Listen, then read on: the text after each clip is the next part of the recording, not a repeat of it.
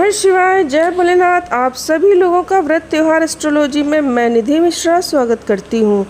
तो इस बार जो एकादशी आ रही ज्येष्ठ के महीने में सबको बहुत कन्फ्यूज़न है कि 2 तारीख को व्रत रखा जाए कि 3 तारीख को व्रत रखा जाए। तो इस कन्फ्यूज़न को मैं इस वीडियो में दूर करूँगी और प्रमाण देकर प्रूफ के साथ मैं आपके साथ बात करूँगी कि कौन सी एकादशी रखना श्रेष्ठ रहेगा। एकादशी का शुभारंभ 2 जून की सुबह 5:04 पर हो रहा है और इसका समापन हो जाएगा 3 जून को रात में ही हो जाएगा 2:41 पर। तो अब हमें कौन सी एकादशी का व्रत रखना चाहिए, 2 तारीख को कि 3 तारीख को, इस पर बात करते हैं। ज़्यादातर लोगों का यही मानना है कि 2 तारीख को एकादशी का व्रत रखना चाहिए क्योंकि उस दिन पूरे दिन की एकादशी, लेकिन उस दिन दशमी से युक्त तो एकादशी है 2 तारीख वाली, और दशमी तिथि को राक्षसों का जन्म हुआ था, एकादशी को देवताओं का जन्म हुआ था जो कि देवताओं का बल बढ़ाने वाली होती, पुण्य प्रदायक होती। इसीलिए हमको 3 तारीख का व्रत रखना चाहिए। एकादशी 2 प्रकार की होती है, पूर्व विद्या एकादशी, पराविद्या एकादशी। जब अरुणोदय काल के समय मतलब एक सूर्योदय से 1 घंटा 36 मिनट पहले यदि दशमी नाम मात्र भी रहती है तो उस एकादशी को पूर्व विद्या दोष से युक्त होने के कारण सर्वथा वर्जनीय है। भविष्य पुराण में ऐसा बताया गया, उसका त्याग करना चाहिए। यह राक्षसों के बल को बढ़ाने वाली होती, पुण्यों का नाश करने वाली होती है, संतान का नाश करने वाली होती है। द्वादशी मिश्रित ग्राह्य सर्वत्र एकादशी तिथि। द्वादशी मिश्रित एकादशी सर्वदा ही ग्रहण करने योग्य है, ऐसा पद्म पुराण में बताया गया है। अग्नि पुराण के अनुसार द्वादशी युक्त एकादशी में स्वयं श्रीहरि स्थित होते हैं, इसीलिए द्वादशी युक्त एकादशी के व्रत का त्रयोदशी को पारण करने से मनुष्य 100 यज्ञों का पुण्यफल प्राप्त करता है। जिस दिन के पूर्व भाग में एकादशी क्ल मात्र भी हो, मतलब कुछ अंश भी हो, उसके पश्चात द्वादशी तिथि हो, तो ऐसी एकादशी का व्रत करना चाहिए। स्कंद पुराण, पद्म पुराण में भी बताया गया है कि अगर जो पूरे दिन की एकादशी जिस दिन हो और उसका स्पर्श दशमी तिथि से हो और अगले दिन रात में ही एकादशी समाप्त हो जाए तो भी पहले दिन की एकादशी का त्याग करके हमको दूसरे दिन की एकादशी का ही व्रत करना चाहिए, ऐसा शास्त्रों में बताया गया है। तो ये जो अपरा एकादशी है इसका व्रत 3 जून को ही रखा जाएगा। और अब बात करते हैं कि इसका पारण का समय क्या रहेगा। हरिवासर के समाप्त होने के पश्चात ही पारण करना चाहिए। हरिवासर के समाप्त होने का समय 3 जून को 8:30 बजे तक हरिवासर समाप्त हो जाएगा, इसीलिए हमको 4 जून दिन मंगलवार को जब हम पारण करेंगे तो जल्दी से जल्दी हमको पारण करना होगा। 5:44 से 6:25 तक आप इसका पारण कर लें। और एकादशी का जो व्रत है इसमें संकल्प का बहुत ज़्यादा महत्व होता है। बिना संकल्प के व्रत अधूरा माना जाता है, इसलिए संकल्प अवश्य पढ़ें।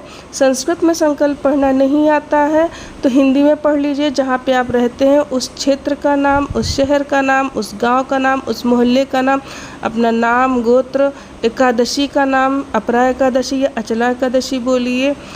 और चलिए मैं संस्कृत में बोलकर आप लोगों को बता देती हूँ। ओम विष्णुवे नमः, विष्णुवे नमः, ओम विष्णुवे नमः। ओम अद्य ब्रह्माणो अहिर्द्वितीय परार्धे श्री श्रवेत वाराह कल्पे वैवस्वत मन्वंतरे अष्टमे स्थित में कलयुगे कल प्रथम चरणे बौद्धावतारे जम्बू द्वीपे भारत खंडे भारतवर्षे।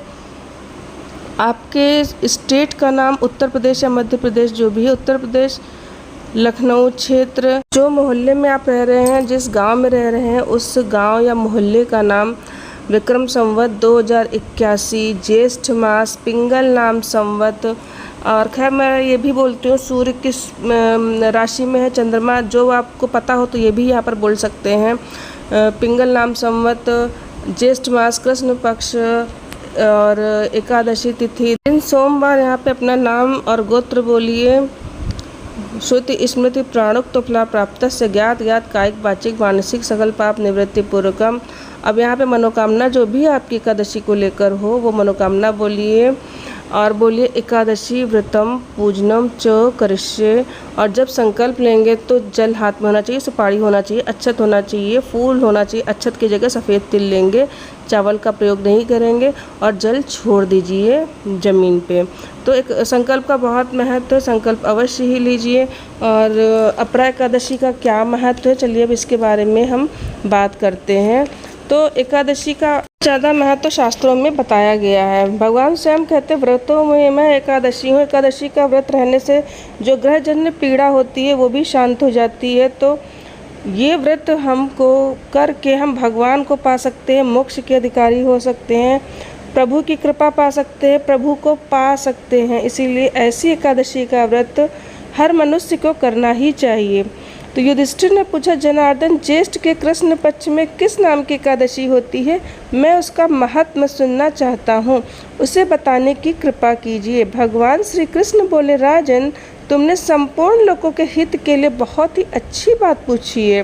राजेंद्र, इस एकादशी का नाम अपरा है। यह बहुत पुण्य प्रदान करने वाली और बड़े बड़े पातकों का नाश करने वाली है। ब्रह्म हत्या से दबा हुआ, गोत्र की हत्या करने वाला, गर्भस्थ बालक को मारने वाला, पर निंदक, पर स्त्री लंपट पुरुष भी अपरा एकादशी के सेवन से निश्चय ही पाप रहित हो जाता है। बद्रिकाश्रम यानी कि बद्री भगवान के यात्रा के समय भगवान केदार के दर्शन से, बद्री तीर्थ के सेवन से जो पुण्य का फल प्राप्त होता है, सूर्य ग्रहण के समय कुरुक्षेत्र में दक्षिणा सहित यज्ञ करके हाथी घोड़ा सोना दान करने से जिस फल की प्राप्ति होती है, अपरा एकादशी के सेवन से भी मनुष्य वैसा ही फल प्राप्त कर लेता है। अपरा को उपवास करके भगवान वामन की पूजा करने से मनुष्य सब पापों से मुक्त हो श्री विष्णु लोक में प्रतिष्ठित होता है। इसको पढ़ने और सुनने से सहस्त्र गोदान का फल प्राप्त होता है। तो फ्रेंड्स, ये थी अपरा एकादशी की महिमा। अगर जो वीडियो पसंद आई हो तो इस चैनल को अवश्य ही सब्सक्राइब करिएगा। मिलती हूँ नेक्स्ट वीडियो में। नमः शिवाय, जय भोले।